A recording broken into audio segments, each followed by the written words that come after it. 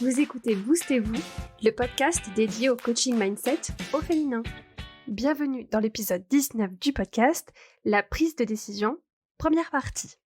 Ravie de vous retrouver, de vous accueillir si c'est la première fois que vous écoutez ce podcast. Je m'appelle Camille Gaudin, je suis entrepreneur, je suis coach certifié et maman de 2 enfants.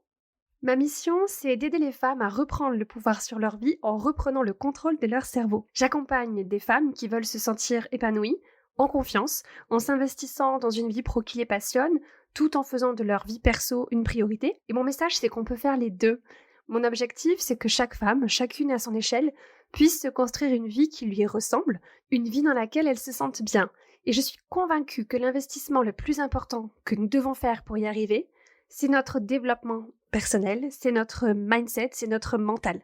En tant que coach, je suis là pour partager des outils, des conseils simples, concrets, adaptés à nos vies de femmes actives pour comprendre ce qui se passe dans nos cerveaux. Mon rôle, c'est justement de vous aider à développer votre mindset, de vous aider à comprendre ce qui se passe dans votre cerveau, vos schémas de pensée, vos croyances, limitantes ou pas, vos émotions, vos comportements, pour que vous puissiez vous construire une vie sur mesure dans laquelle vous vous sentirez bien au-delà de ce que vous pensez possible aujourd'hui. L'épisode d'aujourd'hui est le premier épisode d'une série d'épisodes sur la prise de décision. Cet épisode est en lien direct avec l'épisode de la semaine dernière où on a parlé du besoin de validation parce qu'une fois qu'on a identifié, on a pris conscience qu'on était parfois dans un schéma de besoin de validation, la suite, c'est de travailler sur la prise de décision, de se réapproprier nos décisions. Et donc, c'est ce que je vais vous proposer de faire avec une série d'épisodes sur la prise de décision. On va décortiquer ensemble tous les concepts nécessaires à comprendre et à intégrer pour pouvoir prendre des décisions, pouvoir prendre plus de décisions et se sentir aligné avec nos décisions. Pour commencer l'épisode d'aujourd'hui, je voulais vous interpeller sur le fait que c'est ultra important de prendre des décisions.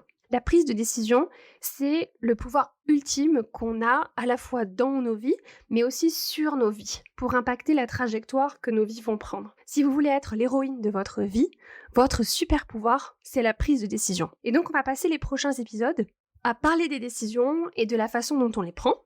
La prise de décision, c'est vraiment le seul moyen pour nous de se créer cette vie qu'on a envie d'avoir, cette vie qu'on a envie de créer, et de réussir à évoluer vers cette vie, de mettre de l'intention dans notre évolution et dans notre parcours de vie. Si on regarde les trajectoires de vie, il se passe quelque chose d'assez surprenant, un peu inexplicable, c'est qu'on prend beaucoup de décisions au début de notre vie, nos choix d'études, nos choix de carrière, nos choix familiaux. Petit à petit, plus on avance dans la vie, plus on vieillit, moins on va prendre de décisions.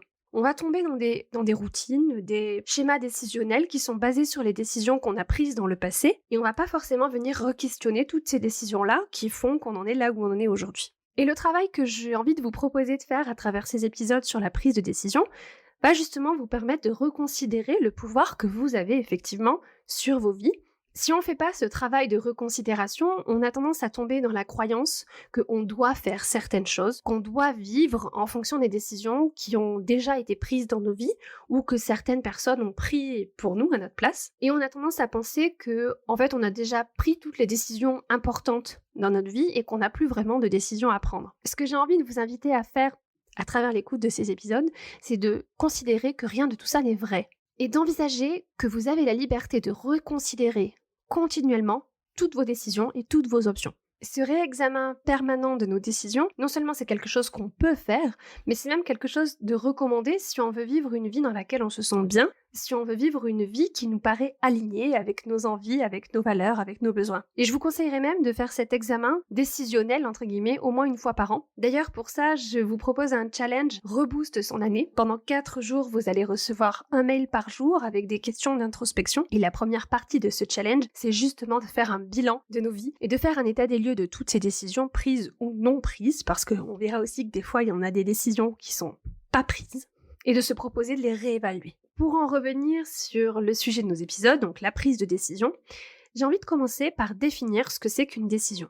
Je vous avais parlé dans plusieurs épisodes précédents, dont je vous mettrai les références en lien de cet épisode de podcast, du modèle de Brooke Castillo. Le modèle catégorise tout ce qui se passe dans nos vies, tout ce qui nous arrive dans nos vies peut rentrer dans une des 5 catégories suivantes. C'est soit une circonstance, c'est-à-dire un fait, c'est soit une pensée, c'est-à-dire notre interprétation de ce fait, de cet événement, soit une émotion.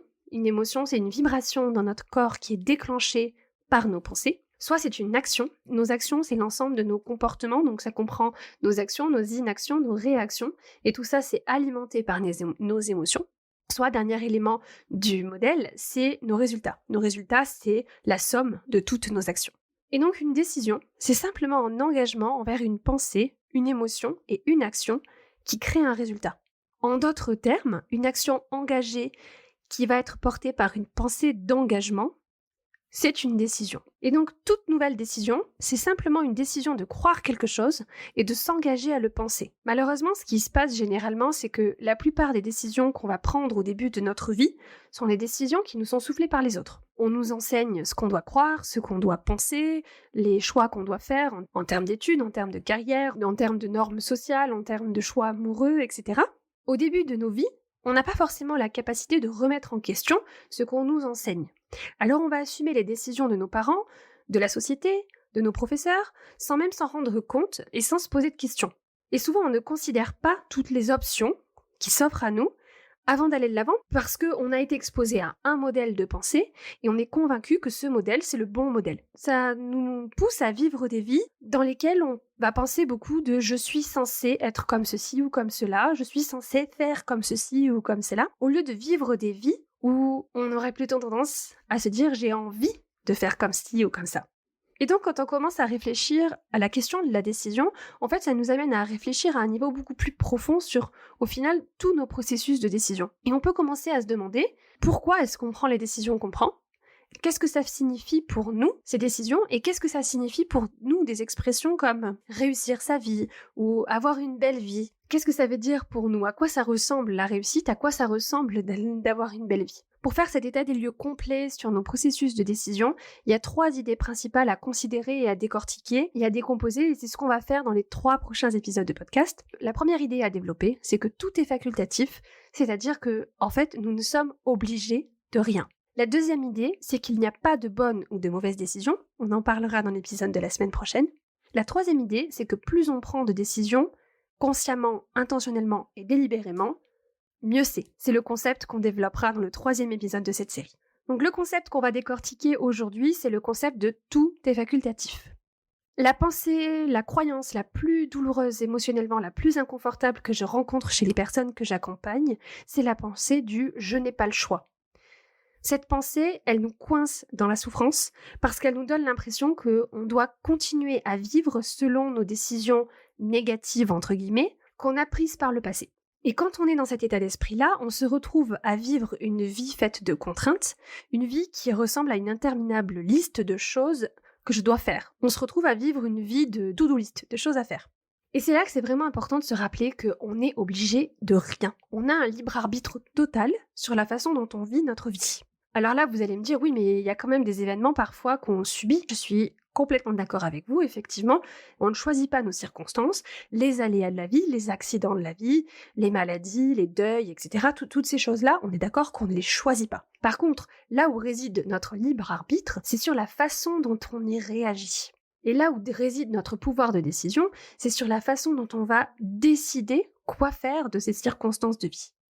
C'est important de se rappeler que nous ne sommes obligés de rien. On a un libre arbitre total sur la façon dont on vit notre vie, mais je sais que cette pensée peut apporter pas mal de confusion, mais essayons de la regarder d'un petit peu plus près. Quand on regarde ça de plus près, la plupart des choses qu'on fait, c'est soit des choses qu'on veut vraiment faire, par exemple prendre soin de nos enfants, ou des choses qu'on pourrait arrêter de faire. Par exemple, toutes nos mauvaises habitudes, le fait de trop manger, de se coucher trop tard le soir, ou le fait d'entretenir une relation toxique avec quelqu'un, par exemple. C'est pour ça que le processus d'évaluation de notre vie, d'une manière qui nous rend notre pouvoir, d'une manière qui nous permet de reprendre le pouvoir sur notre vie, c'est impératif si justement on veut reprendre le pouvoir sur sa vie. Ce qui est intéressant, c'est que quand on fait cet examen-là, ça ne veut pas dire qu'on va tout changer, qu'on va tout révolutionner dans tout ce qu'on fait, dans toutes nos décisions, nos choix de vie, que ce soit professionnel, familial, amical, etc. Souvent, cet examen va nous permettre de changer ce qu'on en pense et comment on se sent à propos de ces décisions. Et ça peut être un exercice hyper libérateur pour reprendre le pouvoir dans notre vie, parce qu'on a la permission de changer absolument tout ce qu'on veut dans notre vie, que ce soit nos relations, notre relation avec notre conjoint, notre relation avec notre famille, avec notre belle famille, avec nos amis. On peut changer notre lieu de vie, On peut changer notre niveau d'éducation. Par exemple, si on a envie d'apprendre une nouvelle compétence, on a la possibilité de le faire. On peut changer de travail. On peut changer notre corps en changeant notre alimentation, notre hygiène de vie. Si on n'est pas sportif, on peut se mettre au sport et changer notre corps. On peut changer nos croyances en faisant un travail sur notre développement personnel, sur notre mindset. On peut changer notre futur, en fait, en faisant tout ça. L'idée ici que je veux vraiment vous aider à envisager, c'est qu'on n'est pas obligé de vivre et de continuer à vivre en fonction des décisions qu'on a prises par le passé. Et on n'est pas non plus obligé de se conformer à l'idée que les autres se font de ce que devrait être notre vie. Donc ça inclut nos parents, nos amis, nos proches, notre pays, notre culture, voire même notre religion parfois. Tout est un choix et tout est notre choix. La question ultra puissante qu'on peut se poser, c'est est-ce que je choisirais encore ça aujourd'hui ? Et ce qui est vraiment incroyable avec cette nouvelle façon de penser, je l'ai testé chez moi et je le vois chez mes clientes que j'accompagne en coaching, c'est que quand on pense nos décisions comme ça nous permet de considérer nos vies et nos décisions différemment. En fait, ça va nous permettre de nous rendre compte que parfois, on vit des vies beaucoup plus authentiques que ce qu'on pensait.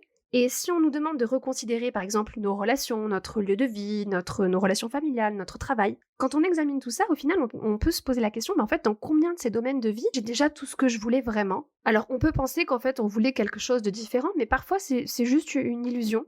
Et parfois, on peut en arriver à se sentir coincé sans raison. Je vais vous partager un exemple personnel. Moi, j'ai vécu ce sentiment dans ma vie de jeune maman. Et je l'ai vu souvent chez mes clientes aussi, et c'est un exemple que je vois chez beaucoup de jeunes mamans. Cette impression d'être coincée et d'être obligée de s'occuper de ses enfants, alors qu'on a d'autres projets, d'autres aspirations. Puis en ce qui me concerne, j'ai réalisé qu'en fait, je n'étais pas obligée de m'occuper de mes enfants. Qu'il y a des parents qui ne le font pas, ou en tout cas qui ne le font pas avec le niveau d'exigence que je m'étais imposé à moi-même. Et je pouvais choisir de ne pas le faire.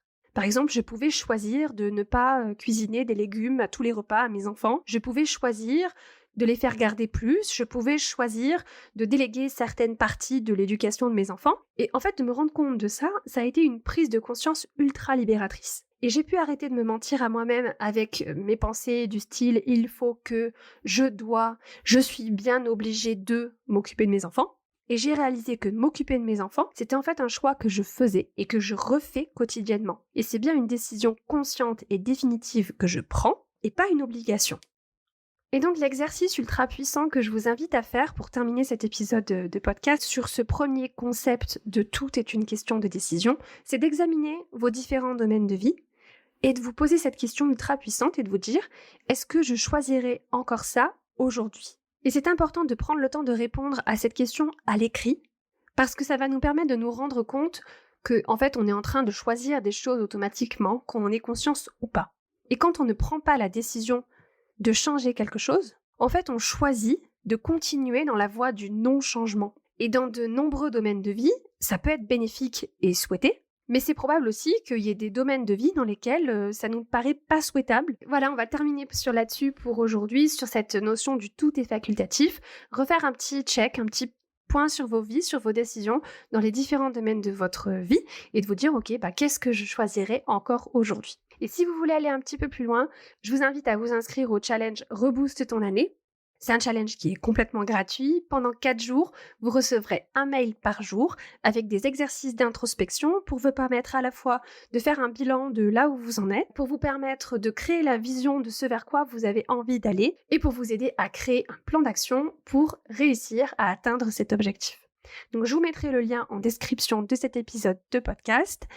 On se retrouve la semaine prochaine pour continuer à parler de cette thématique de la prise de décision et on abordera un concept sur lequel il y a souvent pas mal de résistance.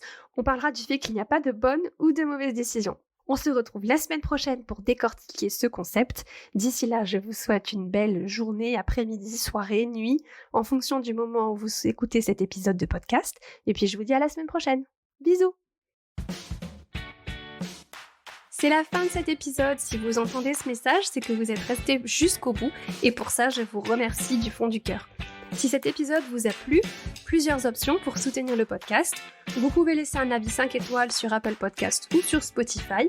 Vous pouvez partager cet épisode, le podcast, autour de vous à toutes les personnes à qui il pourrait être utile. Vous pouvez aussi vous abonner au podcast sur la plateforme d'écoute de votre choix et vous serez notifié des nouveaux épisodes chaque semaine. Vous retrouverez sur le site internet wonderfulmaman.com les notes de l'épisode avec des liens vers les ressources dont je vous ai parlé Et si ce que vous avez entendu ici vous a plu, rejoignez la newsletter de Boostez-vous. Vous y retrouverez mes meilleures astuces, mes conseils, des coups de boost et plein de contenus exclusifs.